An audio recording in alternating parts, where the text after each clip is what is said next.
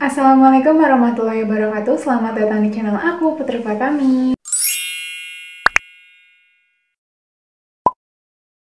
Di video kali ini aku mau berbagi tips atau berbagi informasi ke teman-teman. Gimana sih cara ngurus surat numpang nikah? Pasti ini sering banget terjadi sama pasangan yang mau nikah, terutama kalau misalnya pasangan kalian itu beda wilayah. Biasanya sih yang numpang nikahnya ini cowoknya. Kebetulan kalau aku di sini yang ngurus surat numpang nikah itu aku dan calon suami aku. Yang mungkin saat video ini tayang mungkin dia udah jadi suami aku, insya Allah. Jadi kenapa aku sama dia sama-sama bikin surat numpang nikah? Karena apa? Nah, jadi tuh aku tinggal di Cibinong, terus KTP aku itu KTP Depok. Otomatis KUA Depok nggak mau dong menikahkan warganya yang di Cibinong, karena kan udah beda wilayah juga kan. Jadi aku bikin surat numpang nikah di Depok, dari Depok ke Cibinong. Calon suami aku juga bikin surat numpang nikah dari Tanjung Priuk ke Cibinong, kayak gitu. Nah, tata caranya gimana sih gitu? Yang pertama, kebetulan aku catat ya, takut misalnya ada informasi yang miss atau misalkan memang ada sesuatu yang nggak aku sampaikan, boleh teman-teman saling komen di bawah. Jadi membantu teman-teman yang lain juga yang bingung harus gimana sih gitu. Kayak kemarin aku juga bingung sendirian, guys.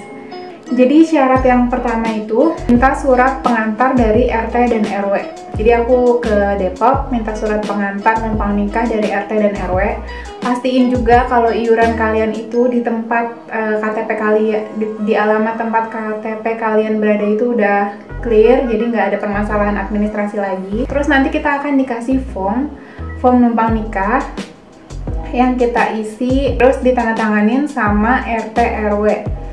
Nah, nanti ketika di RT udah ditandatanganin, kita ke RW. Di RW itu juga kan butuh tanda tangan juga. Nah, di RW itu kita juga jangan lupa untuk minta surat keterangan status. Maksudnya di sini tuh status kalian itu single kah, maksudnya perawan, terjaka, duda kah, atau janda kah, itu minta ke pas kalian di RW. Nah, nanti pas kalian kasih ke kelurahan surat status yang dari yang tadi tuh, kalian jangan kasihin yang aslinya, kalian kasihin fotokopiannya aja.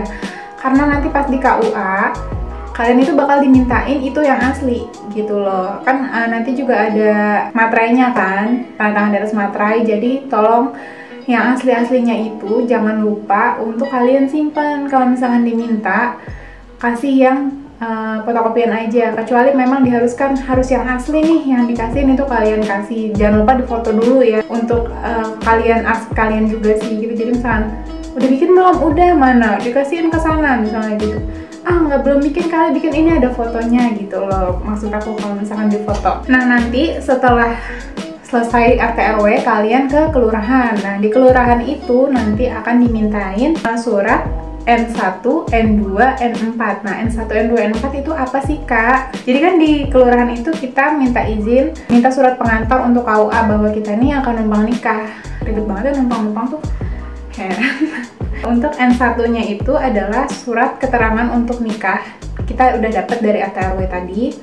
Terus N2 asal usul. Jadi pas kita ke RT RW, oh ya sorry ke skip. Jadi pas ke RT RW itu jangan lupa untuk bawa KTP, KK, terus akte lahir kalian itu bawa terus. N2 itu tadi kan asal usul ya, maksudnya biasanya sih akte, terus kalian tinggal di mana sekarang, bla bla bla itu. Terus N4 izin orang tua, keterangan orang tua. Jadi tuh ada surat yang menyatakan bahwa orang tua kalian tuh merestui hubungan kalian dengan si calon pasangan kalian itu, dan nanti tuh orang tua itu tanda tangan juga di surat itu. Nah, itu harus kalian lengkapin. Terus setelah itu selesai, kita dapat surat rekomendasi dari kelurahan, langsung kita OTW ke KUA. KUA daerah asal ya, belum KUA yang di daerah tujuan. Aku jelasin ini untuk yang di daerah Depok ya, aku nggak tahu kalau misalnya di daerah lain itu kayak gimana. Terus untuk di KUA nanti, kita kan mau minta surat rekomendasi. Kita kasih semua surat pengantar dari kelurahan dan perlengkapan yang udah kita penuhin tuh di surat-surat yang tadi kita kasihin. Nanti kita akan dapat surat di amplop warna coklat gitu yang ditujukan untuk KUA di daerah tujuan, dimana tujuan aku di sini adalah daerah Cibinong gitu. Itu udah selesai surat numpang nikah di daerah asal. Nah ini tuh dari versi aku. Nah dari versi calon suami aku ini, dia kan ngurus di Tanjung Priuk. RT RW itu sama, sampai kelurahan itu masih sama. Terus dari kelurahan dia harus ke kecamatan nih. Dia harus dari ke kecamatan. Nah untuk ke kecamatan dia harus membuat surat kesehatan. Dia itu harus melakukan medical check up kesehatannya dia, golongan darahnya dia, semuanya, berat badan, pokoknya semuanya deh, sampai ada formnya di internet itu kamu mempunyai anak berapa, kayak gitu tuh harus dicatat semua di situ. Nanti setelah selesai kita dapat sertifikat layak nikah sebesar ini sih, kecil doang. Kalau misalkan aku yang di Depok aku nggak perlu pakai gitu-gituan, nggak tahu kenapa nggak ada, mungkin beda juga ya setiap daerah. Setelah itu dia lupa untuk ke KUA, justru itu yang dibutuhin dia malah lupa ya kan. Jadi setelah data aku mau masukin nih di daerah aku yang di Cibinong masih kurang, jadi dia balik lagi ke KUA untuk minta surat yang di amplop coklat itu gitu. Kasihin juga perlengkapan yang dibutuhinnya. Jadi aku nggak bisa bilang perlengkapan persyaratannya suratnya ini, takutnya beda tempat kalian. Tapi untuk aku pribadi nanti bakal aku taruh kelengkapannya di description box. Takutnya kalau aku bicara seperti ini ada yang ke skip, ada yang ketinggalan. Nah guys, jadi sertifikat layak kawinnya tuh sebesar ini, tulisannya sertifikat layak kawin. Dan untuk paket pemeriksaan yang didapat ada paket konseling calon pengantin, pemeriksaan fisik, pemeriksaan laboratorium, imunisasi, terus juga darah lengkap sudah diperiksa, gula darah sewaktu sudah diperiksa, sifilis, HIV, hepatitis B dan lain-lain. Itu tuh udah lengkap di sini, udah jelas pemeriksaannya apa aja. Pokoknya semua persyaratan yang kalian dapat, terus yang asli-aslinya itu kalian jadiin satu map, termasuk ini. Dan juga kalian bikin lengkapnya di fotokopian.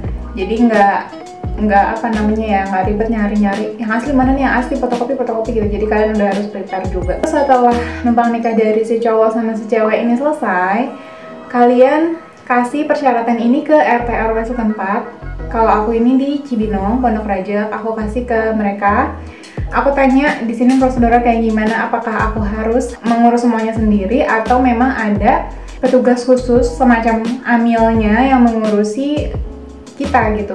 Jadi kita tinggal kasih data ke dia, nanti dia yang akan ngurusin semuanya. Jadi gini loh guys, ada satu kejadian dimana tahun lalu kerabat aku tuh menikah dan dia tuh mengurus semuanya sendiri sampai ke KUA. Ternyata setelah semuanya beres, dan itu tuh berliku-liku banget, entah karena memang kita orang awam yang nggak biasa ngurus, atau kayak gimana, atau memang prosesnya seperti itu, pokoknya berliku-liku banget, katanya tuh ribet. Setelah selesai, disamperin dong sama amil daerah setempat, karena amil daerah setempat itu merasa nggak dihargain. Kenapa sih lo nggak tanya dulu ke RT RW, ada nggak sih yang ngurusin persyaratan nikah kayak gini, ada nggak sih petugasnya, kayak gitu. Jangan apa-apa nyelonong sendiri gitu, kayak sok tahu gitu loh. Jadi aku nggak mau itu terulang. Jadi aku langsung aja tanya ke PRT-nya, ada nggak petugasnya. Kalau misalkan memang nggak ada, ya aku urus sendiri kayak gitu, nggak usah ribet gitu kan. Karena dari yang numpang nikah pun aku ngurus sendiri semuanya gitu, jadi ya sama aja. Terus juga kata kerabat aku itu, total cost yang keluar ketika kita ngurus sendiri dan kita diurusin sama si amil ini tuh ya bedanya cuma sedikit banget. Jadi menurut aku mendingan diurusin sama si amil, aku diem di rumah santai udah selesai gitu, daripada aku pusing-pusing di suruh sana suruh sini. Itu aku males banget. Kalau nominal harganya pun sama-sama juga yang dikeluarin, kecuali berbandingnya jauh banget. Misalnya kita ngurus sendiri 1.000 terus pakai amil jadi 100.000 gitu kan, itu jauh banget bedanya. Jadi ketika udah ditotal-totalin kosnya sama aja, ya mendingan aku diurusin sama amil gitu sih. Karena aku kan takutnya melangkahi prosedur kan, jadi ternyata di tempat aku juga memang ada amilnya. Jadi si amilnya ini yang ngurusin, kita cuma ngasih, kalau kita ngurus itu kalau nggak salah banyak sih embel-embelnya ya, pasti ya kalian tau lah ya, banyak embel-embelnya. Dan untuk biayanya sendiri tuh 600.000 biaya untuk daftar apanya gitu. Nanti si amil itu yang akan pergi ke KUA. Nah buat teman-teman yang mau nikahnya di rumah bukan di KUA, otomatis kalian harus request tanggal dong, request tanggal, request jam. Itu jangan dadakan daftar ke KUA-nya, paling nggak 1 bulan atau 2 minggu lah paling mepet gitu. Aku yang 1 bulan lebih aja tuh dapetnya nggak sesuai tanggal, nggak sesuai jam yang aku mau gitu. Aku dapatnya agak siang, tapi ya udah nggak apa-apa, disyukurin aja.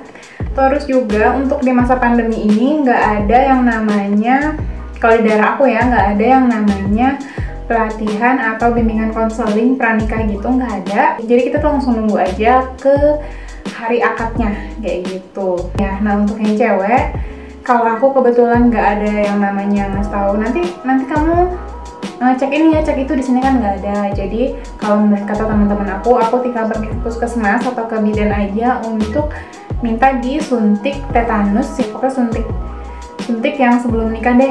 Kalian tinggal bilang aja, nanti kita akan diarahkan kayak gitu. Nah mungkin segitu aja informasi dari aku, semoga bermanfaat. Jangan lupa untuk di like, comment, dan subscribe. Dan teman-teman yang mau nikah semoga selalu dilancarkan ya. Sampai jumpa di video-video yang selanjutnya. Bye. Assalamualaikum.